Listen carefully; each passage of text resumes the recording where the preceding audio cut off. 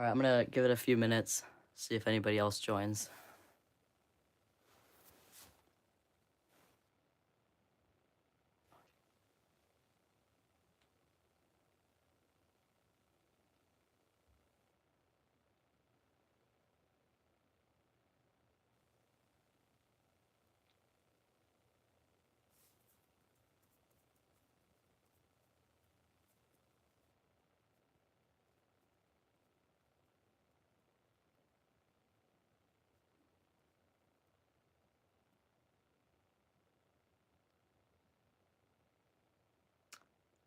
Okay, well, so this video I'll be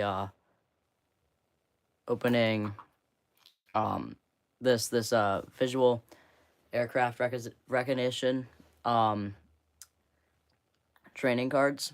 These were distributed to the U.S. Army in 1977.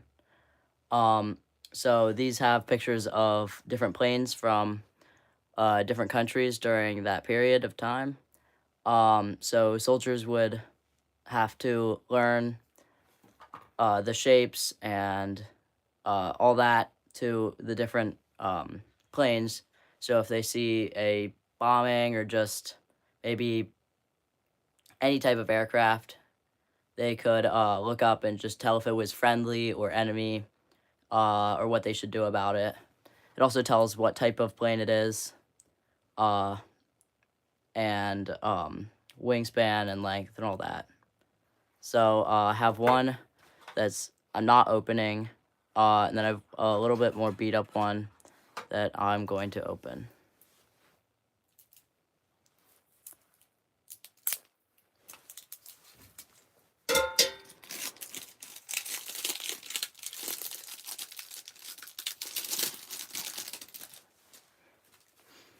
So, at the top we have MiG. This was a USSR plane.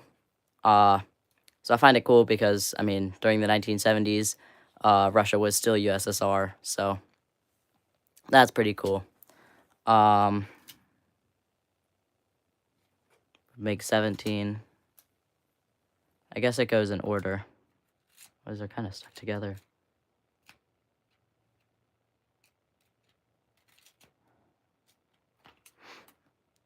MiG-15. Oh, we also have some helicopters.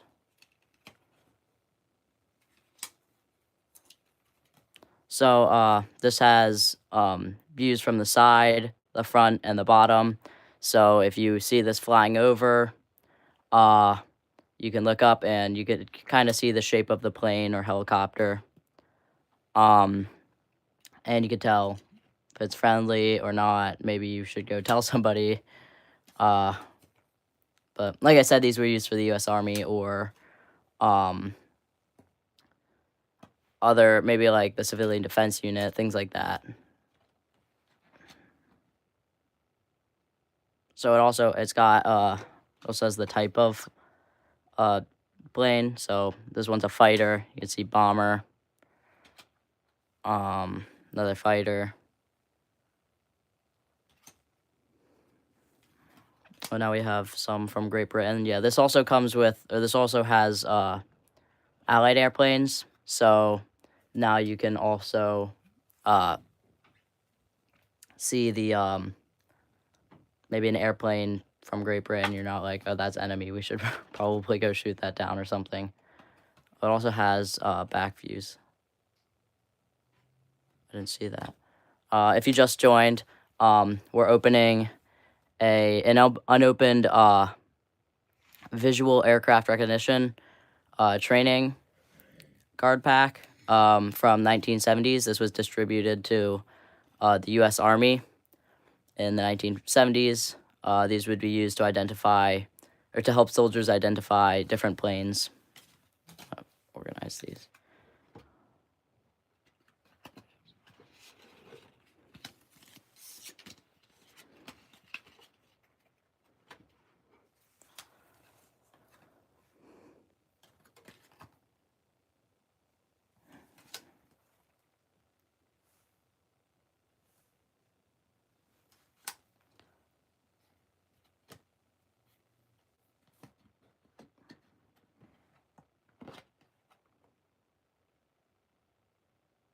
It also gives a description down here of the plane. So, like twin tail, there was, yeah, see, high mounted tail flap,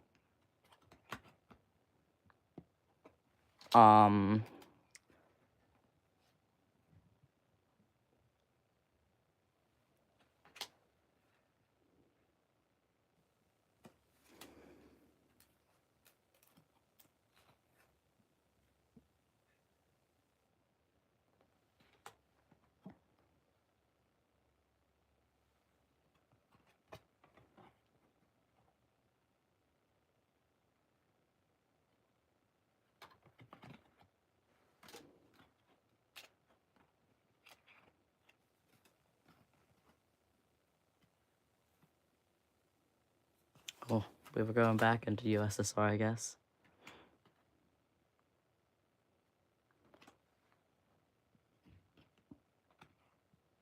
A couple more helicopters. All right, now we're back into Great Britain. Yeah, so this is pretty cool. I don't know much about planes at all. I'm more of like an infantry type guy, but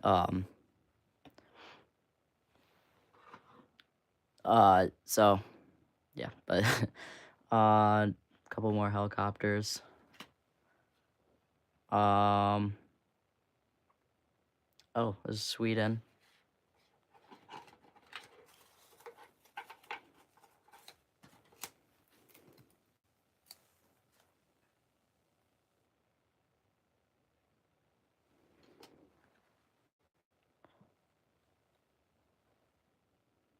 Oh, here's some of France.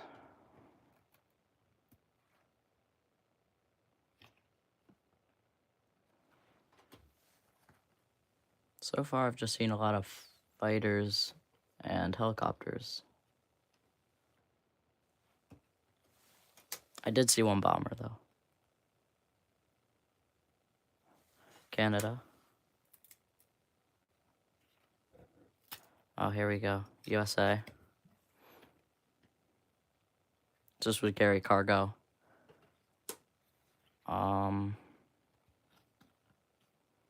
Here's a dual rotator helicopter.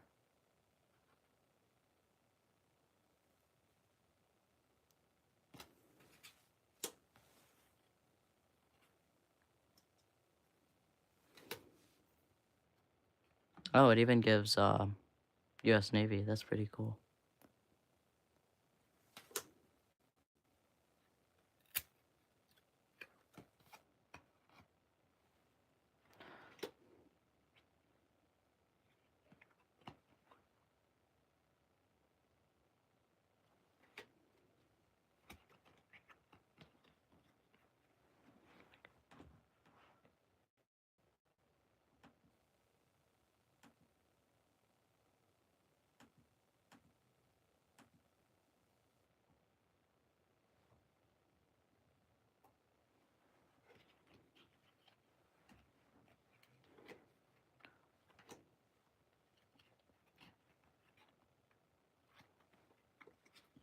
Oh, this one, that's pretty cool. It even shows that this plane, the wings fold in.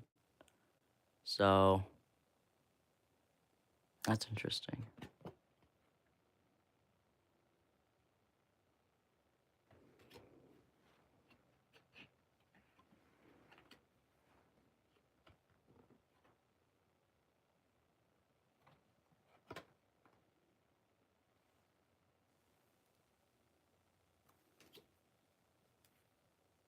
Oh, we only have a couple more left. Both of these decks are the same, I believe. Like I said, one of them I'm going to keep shut. Let's see. This one's in better condition. So maybe in the future it'll have high value, but I checked, and these only go for like 10, 20. I haven't looked long though, so maybe.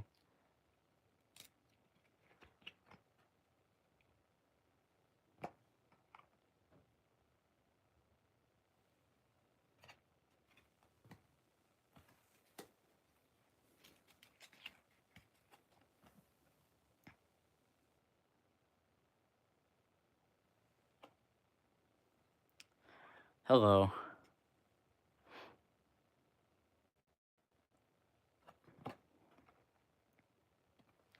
Like I said, I'm not good with planes at all, so you know.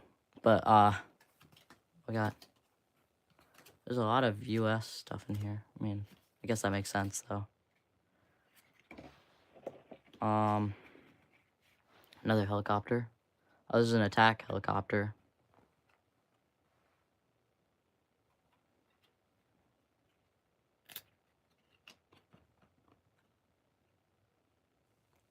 Probably go back through these when I'm done, but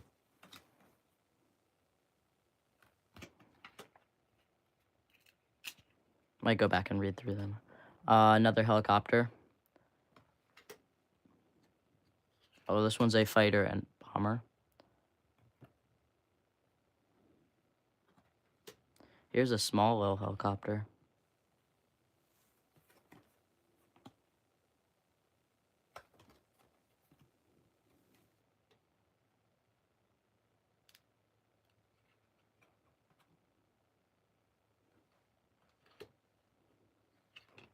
Another cargo helicopter.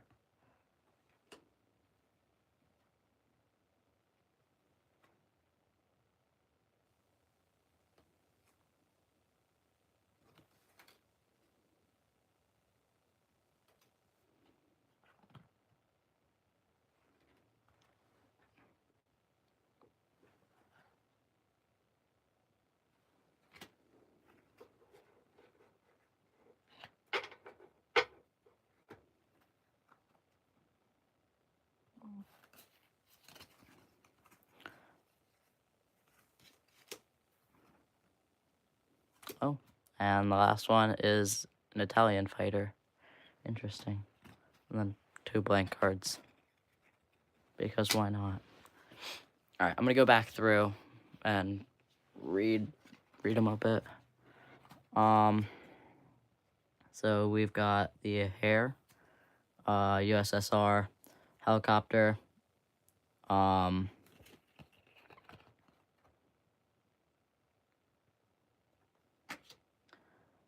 the Hog, also USSR. I'm just gonna go through the USSR pile. Is utility helicopter, pretty small. Fish bed, they're interesting names.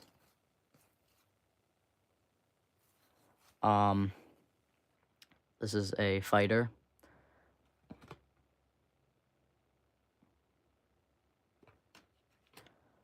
We have a light utility, so another small helicopter. It's only 7 meters long. It's the hen.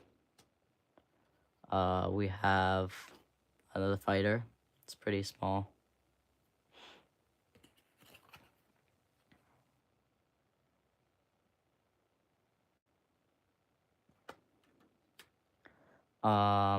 Fresco. Another fighter. There's a lot of fighters. Farmer, fighter. We have a fish bot, also a fighter.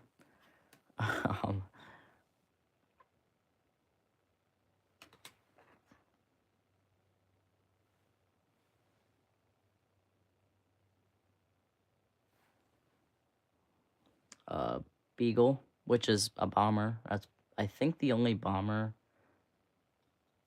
in the deck, if I do recall.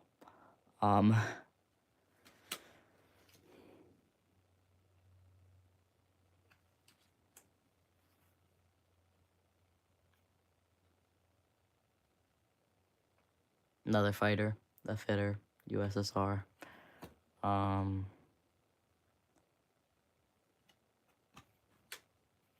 We have a light transport helicopter called the Hound. 4 blades, short body,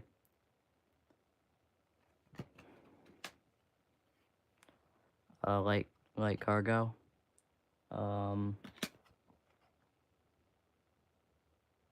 small bus-like body. There are some interesting descriptions. Like one of them said, cigar-shaped body, which I found interesting. This is a heavy transport helicopter, also USSR. This has 5 blades, and it also is, well, this one's a large bus-like body. And Firebar, USSR. All right, that wraps up USSR planes and helicopters. So in the military, they'd have to go through all of these and try to memorize like different characteristics of different planes. So if one were to fly over, they could spot it and identify the country, the type of plane, etc. All right, I guess we'll go into the one Italian fighter. Say Fiat. Actually, I think these are, it might be the brands. I don't know. A G91. So it's a Italian fighter. Yeah. So Fiat, you know the Fiat company? It's Italian. They made this plane back in the 1970s. It's cool. I will go through U.S. stuff last. There's a lot. All right, we'll go into the Canadian plane. No, this is from the 1970s. So these cars would be used to identify planes. So let's say you were, I don't know, doing something and a plane flew over, you could look up after studying these and identify maybe the type of plane. Well, this would be mainly military planes. The type of plane, the country, type, etc. You know. So this has Allied planes and enemy planes. It's got a bunch of USSR planes. So that's pretty cool. One of them I am keeping sealed. And then the one that's a little more beat up, I opened.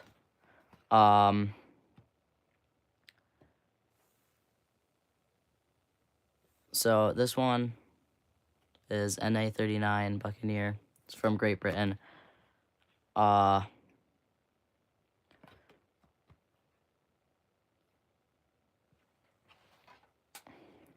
This is Lightning Fighter, also Great Britain.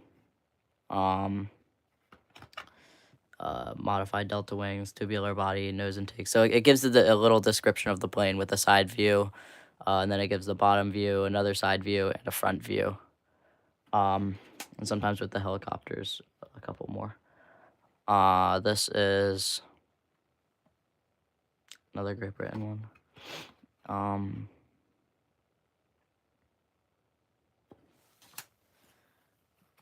Here's a dual-tailed plane. Sea Venom fighter.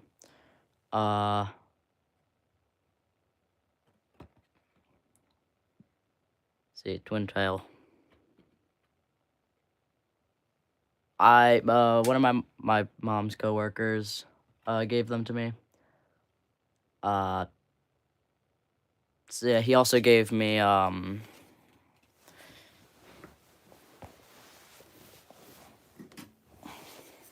this World War II German butter dish. Well, I guess it's a dairy dish. You can keep your butter, your cheese, whatever. It's metal. It's got a good insulator inside. But Yeah, I got these from him. This one also has twin tail. A lot of those seem to be seaplanes with the twin tails. It's a hunter. This is another fighter. Like I said, there's not many. There's mainly just fighters in here.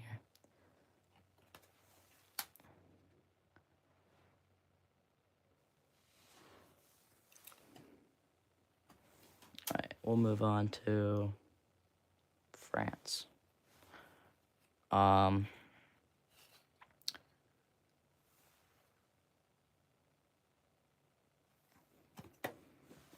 I mean, butter is pretty important. I mean, you wanna march for like 30 miles in a day, finally make camp, and eat some dried bread, no butter, nothing, no cheese. Alright, back to the cards.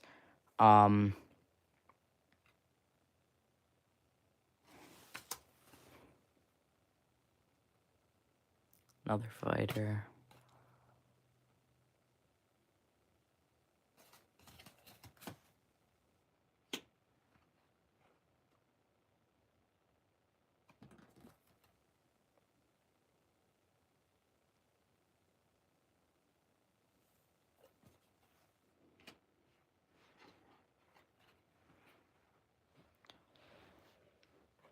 Alright, now we're gonna do the Swedish planes. So the SAAB J332B fighter.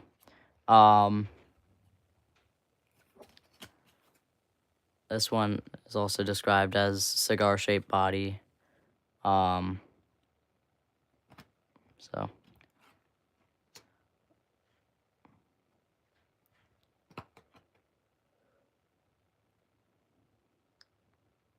this one has a tall triangular tail fin.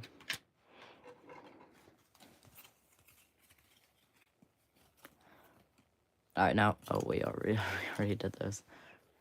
I guess we'll do US now. So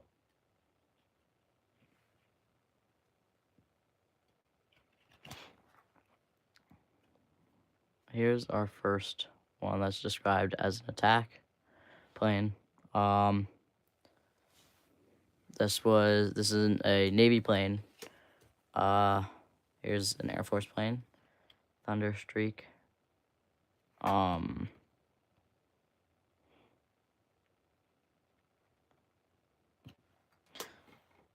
did I go? So this one, be an attack plane. You can see it's a little more narrow. And you can see the bombs on the bottom. This one is another fighter, the F-11F Tiger, also U.S. Navy. You got the F-100 Super Sabre. Some of these kind of sound familiar, but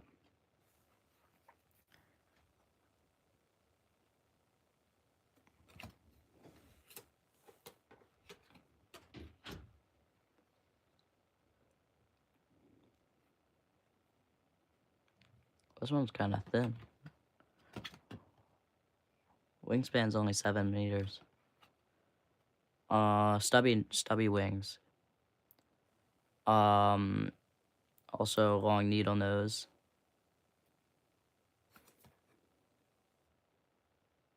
It has a T-tail, see?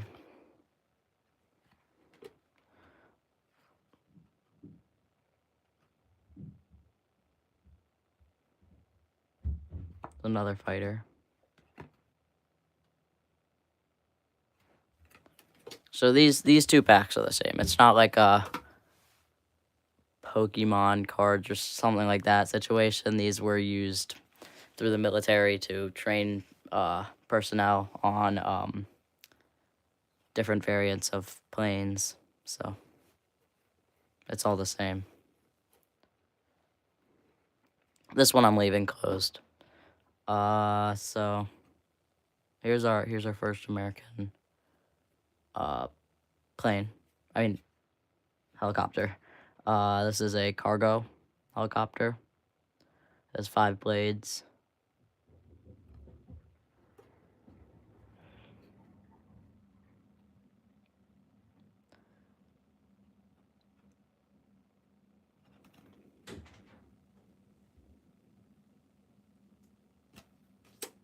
Here's a little helicopter. This one's utility.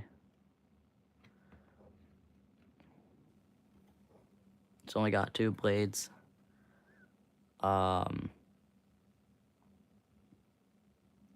This one's funny. I like that. Here's a fighter bomber. This one's also U.S. Navy. Here's another helicopter. This one's also utility. Let's see. Large dual blade rotators. Flat square body, rounded nose with steeped up cockpit, and 2 landing skids. Here's another fighter bomber. The F-4H Phantom II.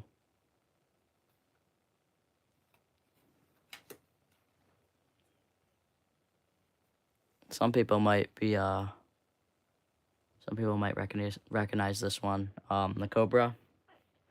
It's an attack helicopter. Believe it was used in Vietnam. I don't know.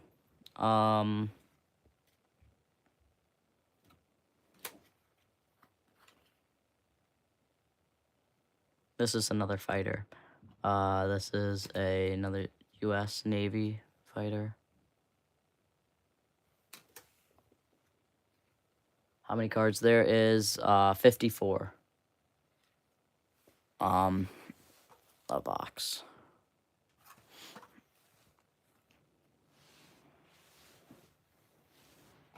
So this is a revised edition.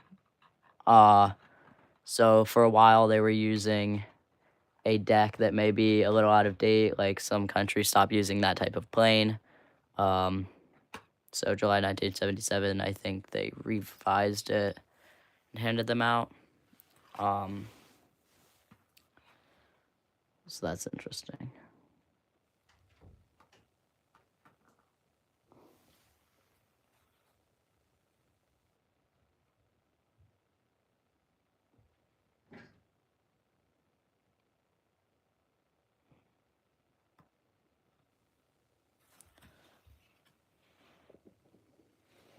So here's another U.S. Navy fighter.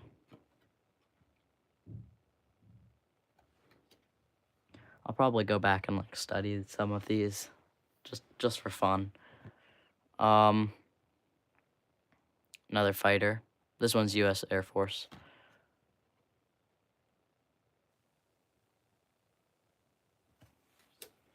This one also has a detail.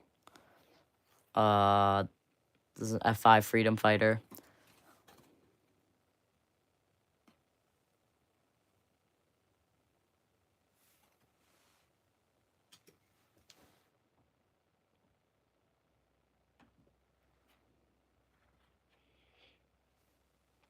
This one's one of the I believe they're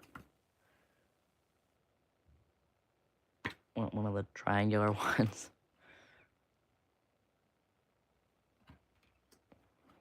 Here's another one. Delta Dagger. That one's Delta Dart. This one looks a little more thin.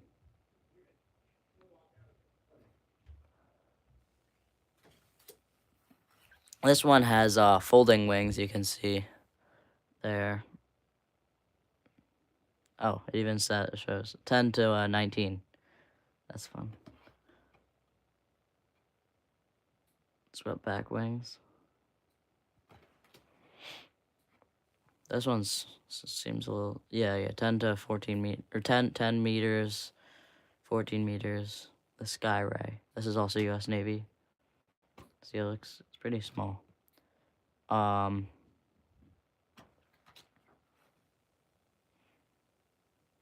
Skyhawk. This is a bomber. This is our second bomber in like the entire deck.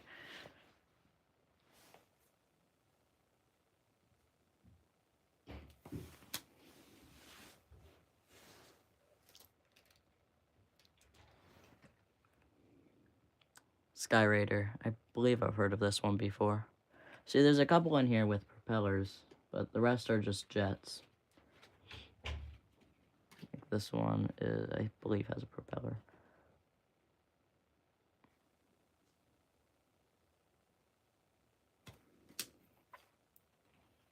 Here's a fighter bomber. Here's one of the dual rotator helicopters. These are always cool.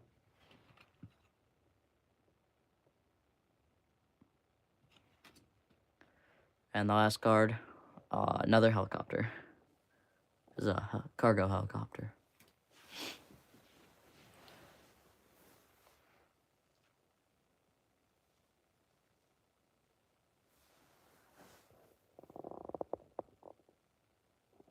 Well, aircraft, not planes. Yeah.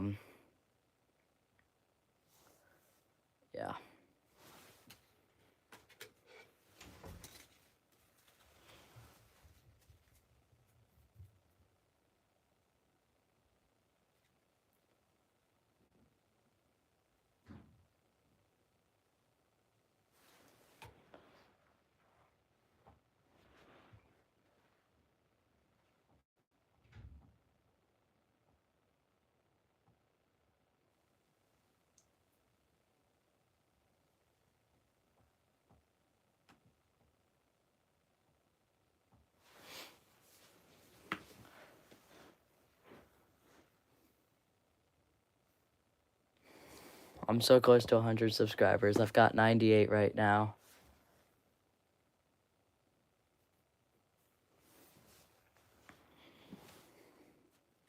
So,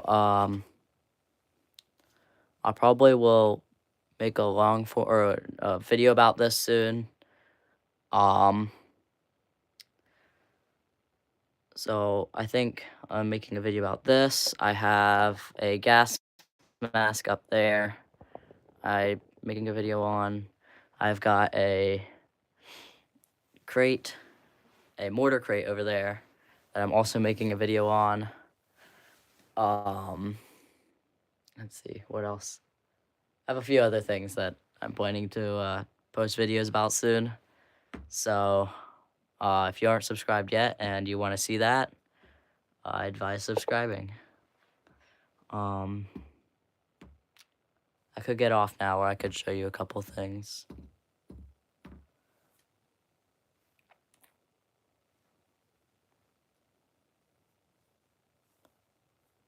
Okay. So on the topic of like, Cold War era stuff, I guess, I'll show you the East Berlin helmet.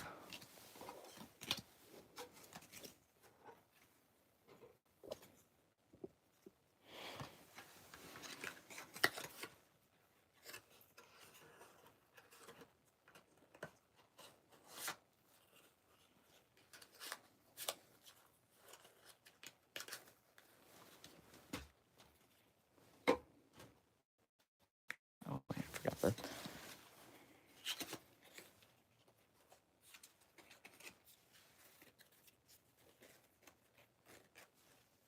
Yes, the blank cards are very important.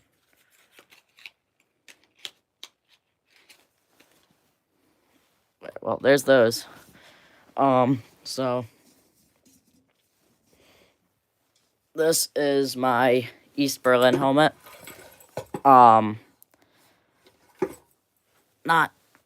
I've put it on a couple times. It is not very comfortable to wear.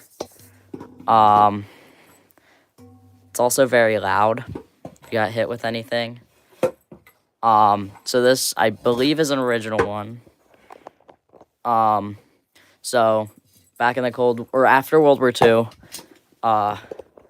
Berlin was split up between the communists and the Allies, and the Allied section was split up between Britain, France, America, and one more I forget. Um, so after the war, have you ever heard of the Berlin Wall? That was put up to separate East Berlin and West Berlin. West Berlin was quite civil. They had good laws and rules and all that, because it was run through the Allies. Now, over in West Berlin, life was hard. You know, there was a lot of unfairness. And people from East Berlin would like to try to get over to West Berlin, where it's all fair and nice. But obviously, East Berlin did not like that. So they put in place some guards to stop people from running over. And also guards at the border to make sure nobody tried to infiltrate East Berlin. So that was, they started the wall by just like barricades and stuff. So these soldiers were highly trained. They carried AK-47s, I believe, at the time.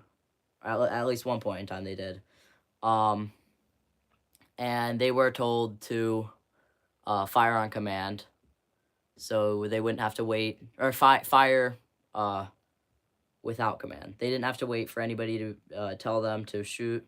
If they saw somebody crossing the border, they're allowed to shoot at them. So this helmet, I'm not sure the exact date on it, but all I know is it was from East Berlin.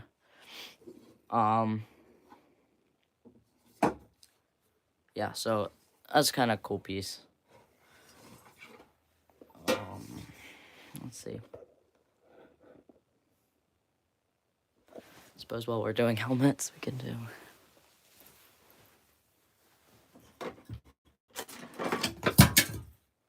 There goes everything. This is my Civilian Defense Unit helmet.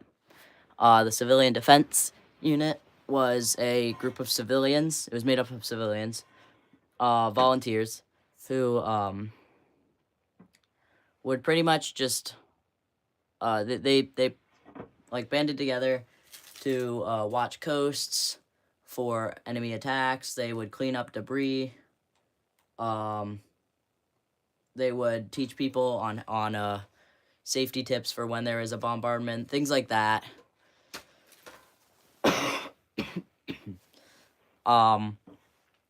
So there's different sections of the Civilian Defense Unit. I'm not sure which one this was from. All I know is that there seems to be a little bit of paint here, because they would have their emblems on the helmet. It's dusty. I need to clean these. You can see they kind of resemble the World War I Doughboy helmets they used. Pretty interesting.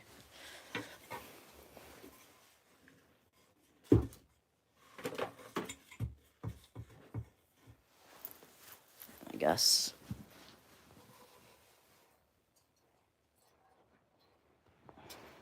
This World War II gun oil can. This still has oil in it. So this just be kept in a soldier's kit, so in case this, help lubricate their weapons so things don't get jammed quickly. Because without a rifle, there's really no point in joining a war, or I guess a weapon. So this is handy.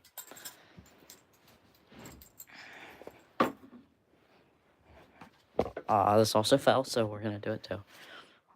This is my great-grandfather's, I believe, his World War I Navy cap. So he was on the USS Connecticut. His name is put in there. So for it being from World War I, it's in pretty nice condition. I have two shirts and a pair of pants from the same uniform. Probably make a video about that too at some point. I have a YouTube short about one of the shirts, but I'll put that up later. What else was I gonna do?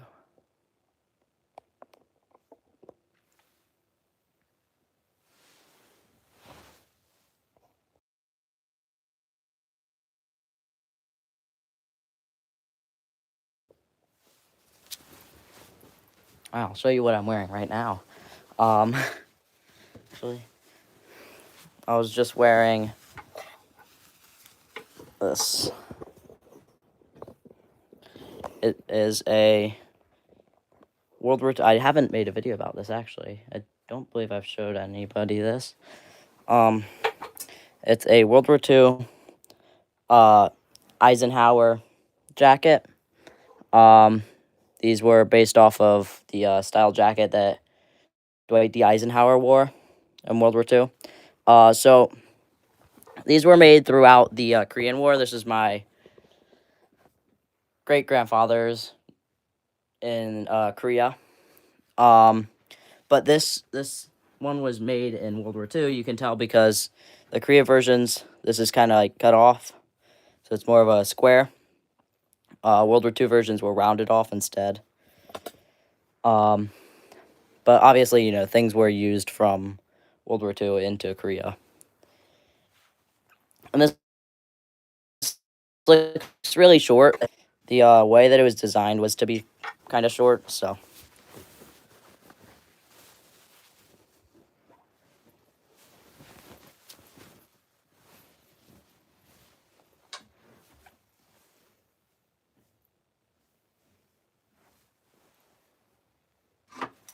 Alright, here's probably not my favorite, but one of my favorite pieces, because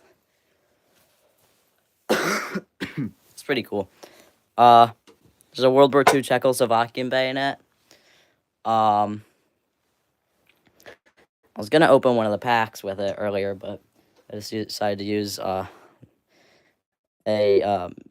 miniature scaled model of a Napoleonic, I believe it's French Napoleonic officer's sword, I think. Not quite sure, but. So this is a Czechoslovakian bayonet. This was produced in World War II for the Germans' Kar 98K. Now, I said this was Czechoslovakian, but it's for the Kar 98K, which was German. That's because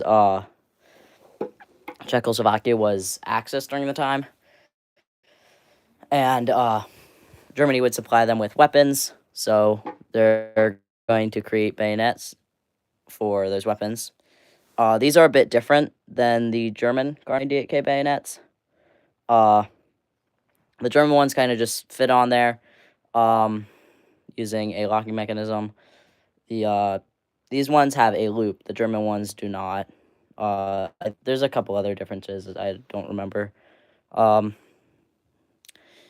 Here, yeah, you can kind of see it. It says TGF. Not sure if that's the code, like, item or whatever. I'm not sure what it stands for, but, it also says TGF there, and something else that I'm still trying to make out. Right there.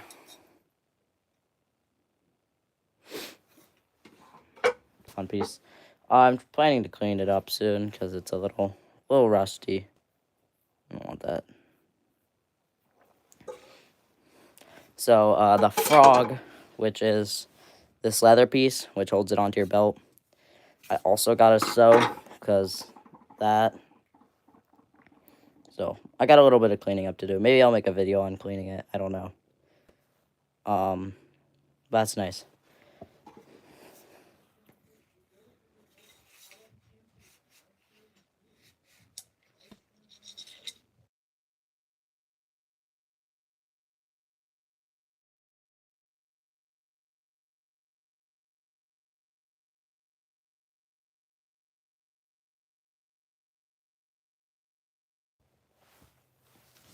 I guess now we could do another bayonet.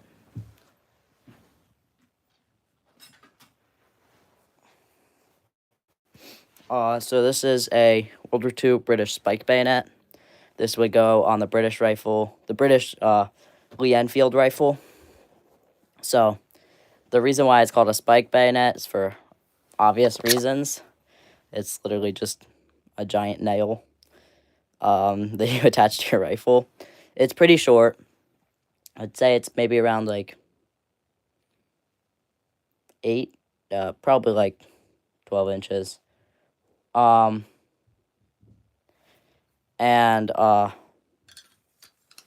so I believe these ones were used for paratroopers. So this is the Mark. Let's see if I remember. Mark II Model 4 British spike bayonet, I think. There's a little bit of writing around this part. I still don't know what it says. So this one's missing the frog.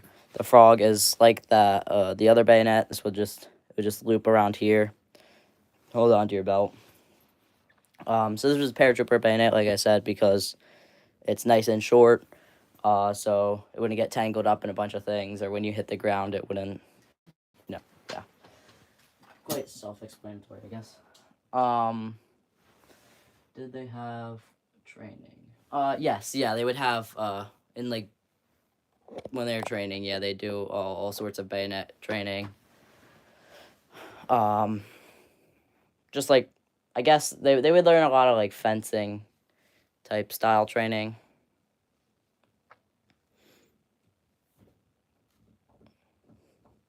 So I guess because it's fun, we're gonna go off and do a medieval style item. So this is a replica of a buckler, which is a very small shield that some men could carry in the medieval times. Reason you're like, well, you might be thinking, well, wouldn't you want a giant shield? Not necessarily, because if you're somebody like an archer, somebody like that, they'd still be trained in how to use a sword, even though a bow is their primary weapon, because you know, you're fighting and you could get overrun, and what are you gonna do when you're up close and they're charging you? You've got a bow. So this would be nice and small. They could clip it onto your belt. And really, if you get good at it, this is really good. It works nice. Like I said, this is just a replica. I have no idea where you could find a modern, a real one.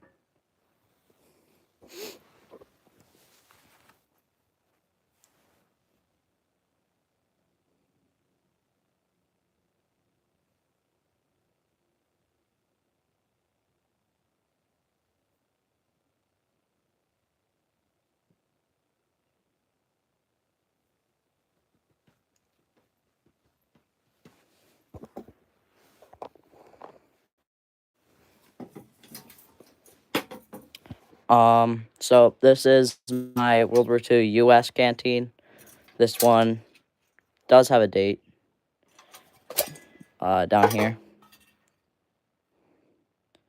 You can kind of make out, it's a little worn, but, right there, 1944. So this is a nice canteen. This one has, this lip here. Back in World War One, they did not have the lips. Also, in World War One, these were metal, not plastic, probably lead, something like that. Now this is the canteen cup. So, these would all go in your canteen pouch, which would hang on your belt. I have one, but it's pretty far back, and I don't feel like getting it out. That one's a replica. I don't have a real one. So the canteen cup is just a cup that soldiers could use. So just pull the handle out like this. You flip it around, and you take this piece here. Just push it up, then push it back, push it down so it folds into there, and now you've got a nice sturdy cup. So also, towards the beginning of the war and in World War One, these had rolled lips, so they're a bit thicker lips, and those would trap heat. And soldiers would constantly be burning their lips on them. They didn't like it very much. So sometimes you'll find canteen cups, and that you'll see like it'll be cut off. This one was made in 1944, so I believe by that time they started changing them into thinner lips. So now it doesn't trap heat and it doesn't burn their mouth. So that's pretty cool. I really want to find one where the lip is cut off. I think that'd be pretty awesome.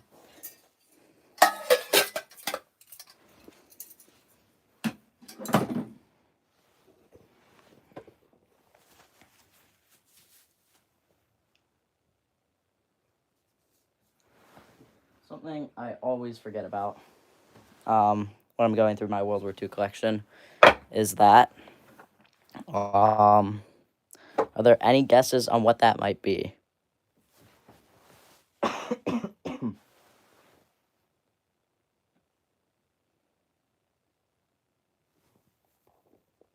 We'll come back because I want to see if anybody knows what that is. We'll go on to a lunchbox. No, not a lunchbox. So this is a piece of World War II parachute. This is an authentic piece, but during the war, it was kept in a factory, so this was never used. Then there was a company who went around and took pieces of parachute, cut them up, and then sold them. Because something.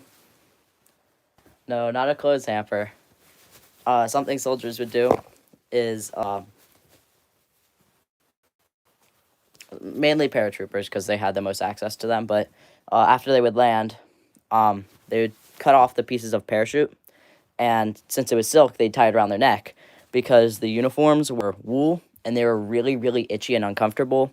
So this just helps cool them down, I guess. So it's pretty cool. Just the small things in war that made soldiers' life a little bit easier.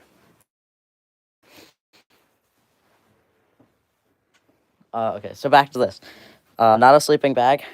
It's actually a bucket. So this is a canvas collapsible bucket. I got this from an antique store in New York, I think. So you'll see these quite often, like hanging off of Willys Jeeps or other vehicles. I'm not sure how often soldiers carry these, but this is pretty cool to have. I always forget that I have it, and then kind of disappointing. But there is a stamp here, which says something and something 1945. So this was made in 1945. I can't read the company. But it's pretty cool. So I think it's got like metal steel rings in the top and bottom to keep that shape, and then it just folds out into this. I don't know what's inside the handle, maybe like rope or something, but like a thicker rope.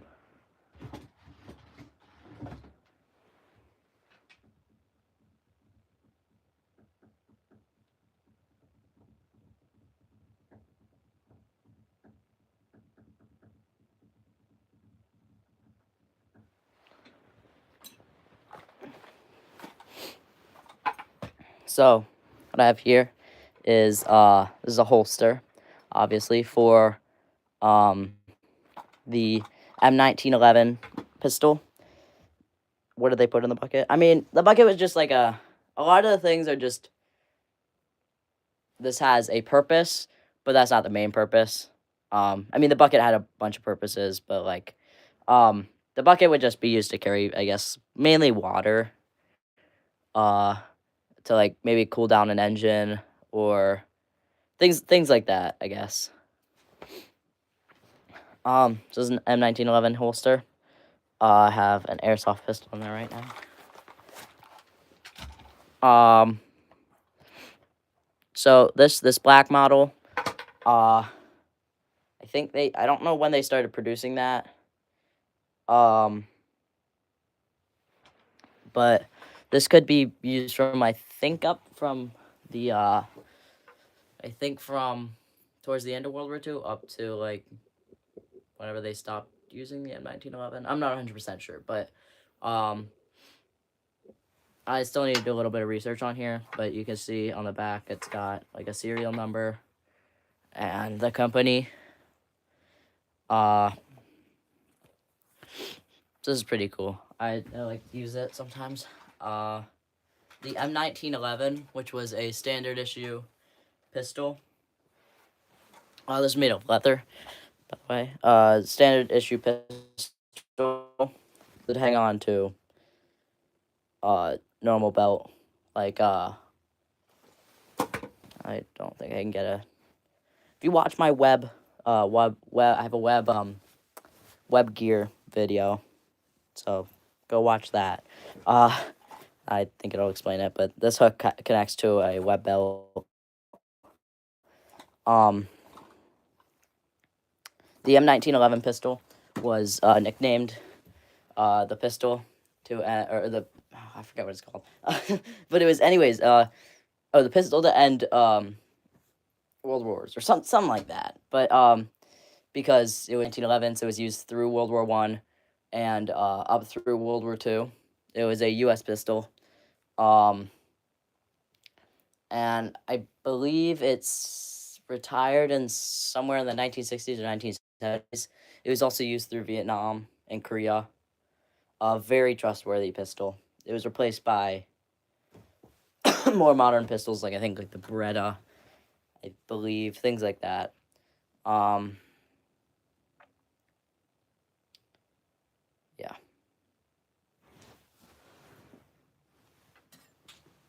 Okay, we got a spoon.